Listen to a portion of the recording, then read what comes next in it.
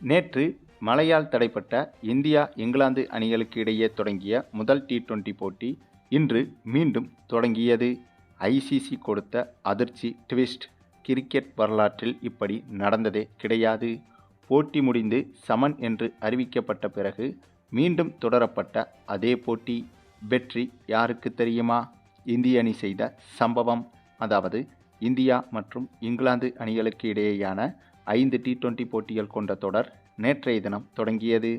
இந்த தொடர் மீதான எதிர்பார்ப்பு என்பது இந்திய ரசிகர்களுக்கு அதிகமாகவே இருந்தது. குறிப்பாக இந்த தொடருக்கு முன்பாக நடைபெற்ற, அதாவது ஓரிரு நாட்களுக்கு முன்பாக நடைபெற்ற அயர்லாந்துக்கு எதிரான தொடரில் இந்திய அணி அந்த தொடரையே இழந்தது. அந்தளவுக்கு கத்துக்குட்டி அணியான அயர்லாந்து அணியிடமே தோல்வியடைந்து தொடரை இழந்திருந்தது இந்திய அணி. ஆகவே அப்படிப்பட்ட இந்திய அணி இங்கிலாந்து போன்ற ஜாம்பவான் அணிக்கு எதிராக அடுத்த ஒரு சில நாட்களிலேயே இந்த தொடரில் களமிறங்கும் போது இந்திய அணி எப்படி செயல்படும் என்ற ஆர்வமும் இந்திய ரசிகர்கள் மத்தியில் இருந்தது. மேலும் இந்த தொடர் மீதான ஆர்வத்திற்கு இன்னொரு மிக முக்கிய காரணமும் இருக்கிறது. ஏனென்றால் இப்போது நடைபெற்று கொண்டிருக்கும் இங்கிலாந்து தொடராக இருக்கட்டும், அதேபோல இதற்கு முன்பு நடைபெற்ற அயர்லாந்து தொடராக இருக்கட்டும், இந்த 2 தொடரிலும் ஒரே ஸ்குவாடு தான் இந்திய அணி சார்பில் அறிவிக்கப்பட்டது. அந்த ஒரு ஸ்குவாடு தான் இந்த 2 தொடரிலும் விளையாடுகிறது. ஆகவே அப்படி பார்க்கும்போது இந்த இந்திய அணியின் ஸ்குவாடில் மிக முக்கிய 3 நட்சத்திர வீரர்கள் இருக்கின்றனர். அபிஷேக் சர்மா, இசான் கிசான், சூரியவன்சி என இந்த 3 பேருமே இந்த ஸ்குவாடில் இருக்கின்றனர். ஆகவே இந்த தொடர் மீதான எதிர்பார்ப்பு என்பது இதனால் இன்னும் அதிகரித்தது. இந்த 3 பேரில் யாரேனும் ஒருவர் இருந்தாலே அந்த போட்டி அதிரடியில் மிரள வைக்கும். அப்படி இருக்கும்போது அதிரடியில் மிரட்டக்கூடிய 3 பேருமே ஒரே ஸ்குவாடில் இருக்கும்போது அந்த தொடர் எப்படி இருக்கும் என்பதுதான் உச்சக்கட்ட எதிர்பார்ப்பாக இருந்து வந்தது. ஆனாலும் கூட நடந்து முடிந்த அயர்லாந்துக்கு எதிரான தொடரில் என்னதான் இந்திய அணி ஸ்குவாடில் சூரியவன்சி இருந்தாலும் ஆடும் லெவனில் சூரியவன்சிக்கு இந்திய அணி நிர்வாகம் இடம் கொடுக்கவில்லை. அதனாலேயே அயர்லாந்துக்கு எதிரான தொடரில் இந்திய அணி தோல்வியடைந்ததும் ஒரு காரணம் என்றும் சொல்லப்படுகிறது. அதே சமயம் இந்த அயர்லாந்துக்கு எதிரான தொடருக்கு முன்பாக நடைபெற்ற வார்ம் அப் மேட்சுகளில் இந்திய அணியில் சூரியவன்சி களமிறங்கி ஒவ்வொரு போட்டியிலும் அதிரடியாக சிறப்பாக விளையாடியிருந்தார். அப்படி விளையாடியும் கூட அதிகாரப்பூர்வ அயர்லாந்து தொடரில் சூரியவன்சிக்கு ஆடும் லெவனில் இடம் கொடுக்கவில்லை. இந்த சூழலில்தான் அப்படிப்பட்ட ஒரு தவறை இந்த இங்கிலாந்துக்கு எதிரான தொடரிலாவது இந்திய அணி நிர்வாகம் செய்யாது என்று எதிர்பார்த்திருந்தனர் இந்திய ரசிகர்கள். அத்தகைய எதிர்பார்ப்புகளுக்கு மத்தியில்தான் இந்த இங்கிலாந்து தொடரும் தொடங்கியது. அப்படியாக நேற்றைய தினம் தொடங்கிய இந்த இங்கிலாந்து தொடரில் முதல் T20 போட்டி நேற்று இரவு இந்திய நேரப்படி 10 மணி அளவில் தொடங்கியது. இந்த போட்டி தொடங்கி டாஸை வென்ற இந்திய அணி முதலில் பேட்டிங் செய்வதாக முடிவெடுத்து பேட்டிங் செய்ய களமிறங்கியது. அதனைத் தொடர்ந்து ஓப்பனிங் இறங்கிய சஞ்சு சாம்சன் 7 பந்துகளை எதிர்கொண்டு வெறும் 1 ரன்கள் மட்டுமே எடுத்து விக்கெட்டை இழந்தார். சஞ்சு சாம்சனை பொறுத்தவரையில் அனைவருக்குமே தெரியும், எப்போதாவது அத்தி பூத்தது போலத்தான் ஏதேனும் ஒரு சில போட்டிகளில் விளையாடுவாரே தவிர மற்ற நிறைய போட்டிகளில் இவர் சொதப்பி விடுவார். இவருக்கு திறமை இருந்தாலும் கூட இவருக்கு நேரம் சரியில்லை என்றுதான் சொல்ல வேண்டும். பின்னர் இவருக்கு பிறகு களமிறங்கிய இசான் கிசான், திலக் வர்மா என இவர்களும் சொற்ப ரன்களில் விக்கெட்டை இழந்து இந்திய ரசிகர்களுக்கு மிகப்பெரிய ஏமாற்றத்தை கொடுத்தனர். ஆனாலும் ஓப்பனிங் இறங்கிய அதிரடி பேட்ஸ்மேன் அபிஷேக் சர்மா சூப்பராக விளையாடி வெறும் 24 பந்துகளில் 59 ரன்கள் வரை குவித்துவிட்டார். இவரை தொடர்ந்து இந்திய அணியின் தற்காலிக கேப்டன் ஸ்ரேயஸ் ஐயரும் இந்த போட்டியில் சூப்பராக விளையாடி 68 ரன்கள் வரை எடுத்திருந்தார். பின்னர் இவரை தொடர்ந்து நம்முடைய சிவம் தூபேவும் வெறும் 21 பந்துகளை எதிர்கொண்டு 42 ரன்கள் வரை எடுத்து கொடுத்தார்.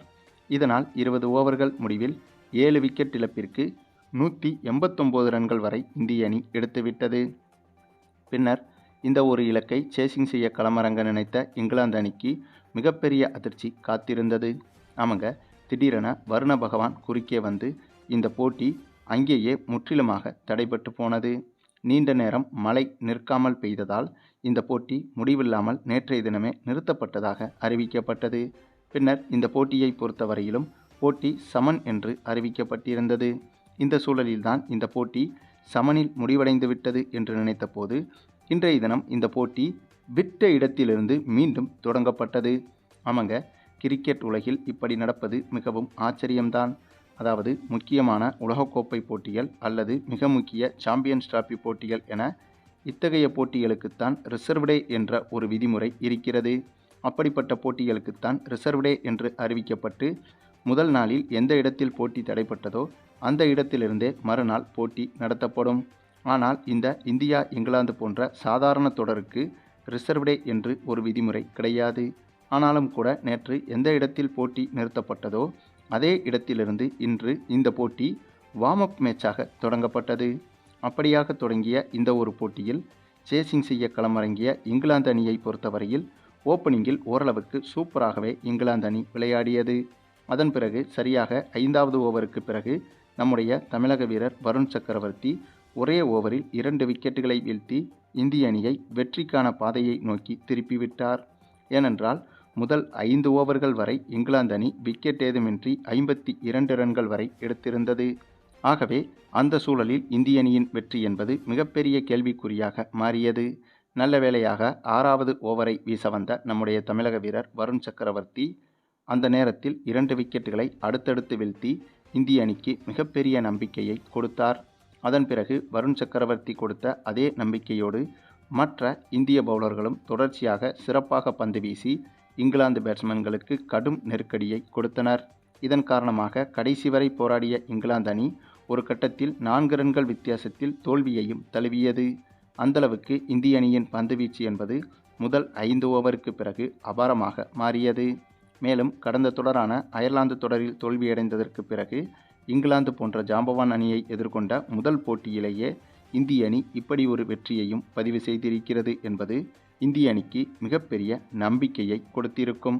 என்ன ஒன்று, இந்த ஒரு போட்டி நேற்றைய தினமே அதிகாரப்பூர்வமாக நடைபெற்றிருந்தால் இந்திய அணி வீரர்களுக்கும் இந்திய ரசிகர்களுக்கும் அது கூடுதல் உத்வேகமாக இருந்திருக்கும். ஆனாலும் கூட நேற்றைய போட்டியின் முடிவு அதிகாரப்பூர்வ முடிவாக இருந்தாலும் நேற்று எந்த இடத்தில் போட்டி முடிந்ததோ அந்த இடத்திலிருந்தே இன்று மேட்சாக நடத்தி, அதாவது வார்ம் அப் மேட்சாக போட்டி நடத்தி போட்டியின் முடிவை ஓரளவுக்கு ரசிகர்களுக்கு காட்டியதற்கு ஐசிசிக்குத்தான் நன்றி சொல்ல வேண்டும். அது மட்டுமில்லாமல் இந்த தொடரில் மட்டும் தற்காலிக கேப்டனாக செயல்படும் ஸ்ரேயஸ் ஐயரின் செயல்பாடுகள்தான் மீண்டும் ரசிகர்களுக்கு எரிச்சலை ஏற்படுத்தி இருக்கிறது. ஏனென்றால் கடந்த தொடரில்தான் சூரியவன்சிக்கு பிளேயிங் 11இல் வாய்ப்பு கொடுக்கவில்லை என்ற குற்றச்சாட்டுகள் எழுந்திருக்கும் சமயத்தில் இந்த தொடரிலும் சூரியவன்சிக்கு பிளேயிங் 11இல் வாய்ப்பு கொடுக்கப்படவில்லை. இப்படிப்பட்ட ஒரு முடிவை அந்த அணியின் கேப்டன் தான் பெரும்பாலும் எடுக்க முடியும். அப்படி பார்த்தால் இந்திய அணியின் தற்காலிக கேப்டன் ஸ்ரேயஸ் ஐயரின் முடிவுதான் இது என்றும் சொல்லப்படுகிறது. ஏனென்றால் என்னதான் இந்திய பயிற்சியாளர் காம்பீரின் முடிவும் இதில் அடங்கியிருக்கிறது என்று சொன்னாலும் கூட இறுதி முடிவு என்பது கேப்டன் எடுக்கக்கூடிய முடிவுதான். ஆகவே சூரியவன்சிக்கு அணியில் இடம் கொடுத்துவிட்டு ஆடும் 11இல் தொடர்ந்து இடம் கொடுக்காமல் மறுத்து வருவது என்பது ஸ்ரேயஸ் ஐயருக்குத்தான் பேக் ஃபயராக மாறப்போகிறது. அதுவும் சஞ்சு சாம்சன், திலக் வர்மா, சிவம் தூபே உள்ளிட்ட இந்த 3 பேரில் ஒவ்வொரு போட்டியிலும் ஒருவருக்கு ஓய்வு கொடுத்துவிட்டு சூரியவன்சியை மாற்றி மாற்றி பயன்படுத்தி பார்க்கலாம். அப்படி பயன்படுத்தினால் கூட வாய்ப்பு கிடைத்த பிறகு சூரியவன்சி சரியாக விளையாடுகிறாரா என்பதை கண்டுபிடிக்க முடியும். ஆனால் வெறுமனே அணியில் மட்டும் வைத்துக்கொண்டு ஆடும் 11இல் சூரியவன்சி போன்ற பயங்கரத்தனமான அதிரடி பேட்ஸ்மேனை ஆடும் 11இல் சேர்க்காமல் பெஞ்சில் அமர வைப்பது என்பது கொஞ்சம் கூட சரியில்லை என்பதுதான் இந்திய ரசிகர்களின் கருத்தாகவும் இருக்கிறது.